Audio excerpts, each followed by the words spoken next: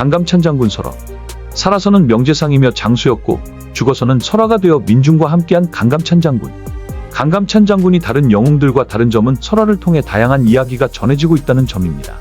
강감찬 설화는 위대한 업적을 이룬 실존인물이 민간에서 숭상되면서 다양한 구전 설화로 전승되었는데, 구전 설화에서 강감찬은 백성의 생활 문제를 해결하는 친근한 인물이며 귀신을 쫓고 경사스러운 일을 맞이하는 능력을 갖춘 인물로 숭상받습니다. 강감찬 장군이 설화 속 주인공으로 환생한 것은 아마도 인간의 한계를 뛰어넘는 그의 공적 때문일 것입니다. 그럼 많은 설화 중 유명한 설화들을 살펴보겠습니다. 어떤 사신이 한밤중에 시흥군으로 들어오다가 큰 별이 어떤 집에 떨어지는 것을 보고 사람을 보내어 찾아보게 하니 마침 그 집 부인이 사내를 낳았다고 합니다.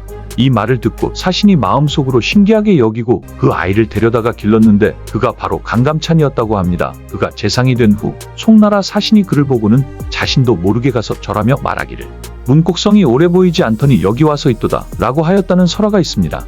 문곡성은 북두칠성의 네 번째 별로 문과 재물을 관장하는 별이라고 합니다. 성장시 일화에 관하여는 대표적인 것이 강감찬이 곰보가 된 일과 귀신을 퇴치한 일입니다. 강감찬은 스스로 얼굴이 너무 잘생겼기 때문에 큰일을 할 수 없다 하여 마마신을 불러 얼굴을 얽게 하여 추남이 되었다고 합니다. 그리고 어느 날 그의 아버지가 친구 딸의 혼인식에 가면서 강감찬은 얼굴이 못생겼다고 데리고 가지 않았는데 강감찬은 몰래 혼인식에 참석하여 사람으로 둔갑해서 신랑 행세를 하는 귀신을 퇴치함으로써 그의 비범함을 보였다는 것입니다.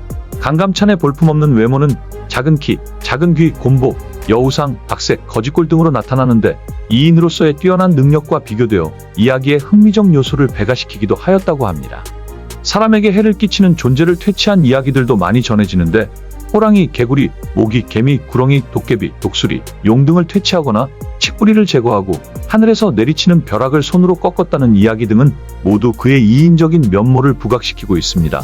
이 중 호랑이 퇴치 이야기가 가장 빈번하게 전승되었는데 강감찬이 한성판윤으로 부임했을 때 남산에 사는 수백 년 된 호랑이가 중으로 변신하고 길을 지나는 사람을 수없이 해친다는 민원을 듣고 현지로 호랑이를 불러와 크게 꾸짖죠.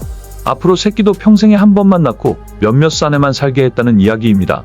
한편 개구리 퇴치 이야기는 그가 어느 고을에 부임하여 업무를 보는데 여름날 개구리 소리가 너무 시끄러워 관속에게 부적을 써주고 못에 던지게 했더니 그곳에 개구리가 다시는 울지 않았다는 내용으로 여러 지역에서 전승되어졌습니다.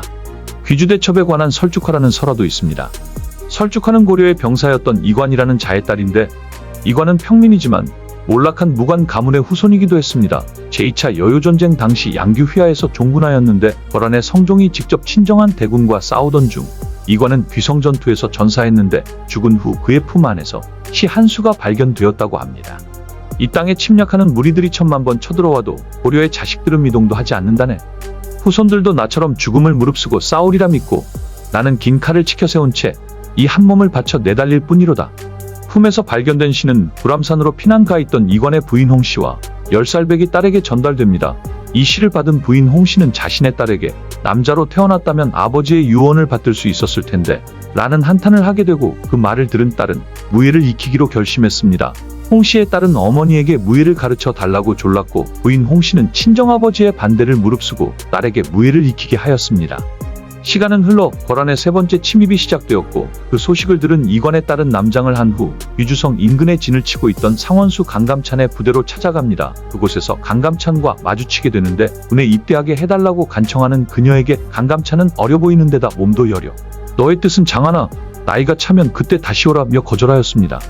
이때 이관의 딸은 나라를 위하는데 어찌 나이를 헤아리며 몸이 크고 자금을 가리겠나이까 라며 자신의 뜻을 강하게 전달하여 결국 강감찬은 그녀를 받아주며 자신이 타고 다니던 백마 한 필과 창 한 자루를 건네주었습니다. 하여 강감찬을 따라서 거란군과 맞서 싸우게 되었고 그녀는 항상 고려군의 선봉에 서서 거란의 병사들을 물리쳤으며 이런 적극성 때문에 온몸에 상처가 마를 날이 없었다고 합니다. 그녀는 귀주대첩 때도 고려군의 선봉에 서서 적들의 목을 베었는데 적의 가슴에 창을 꽂아 넣는 순간 등 뒤에서 날라온 화살에 맞아 전사하였습니다. 귀주 벌판에서의 대열전이 끝난 후 설죽화의 시체가 발견되었는데 그때 그녀의 품에서 이관이 남긴 시가 나왔으며 이를 본 강감찬은 설죽화가 남자가 아니라 여자였음을 깨닫습니다. 이후 강감찬은 그녀의 이름을 설죽화, 눈 속에 핀푸른 대나무 꽃이라고 지었다고 합니다. 이외에도 강감찬의 아버지 강궁진이 태몽을 꾸고 훌륭한 아들을 낳기 위해 노력하고 있었을 때 귀가중 여인으로 둔갑한 여우를 만나 관계를 맺어 강감찬을 낳았다는 설화 등 다양한 설화들이 존재합니다.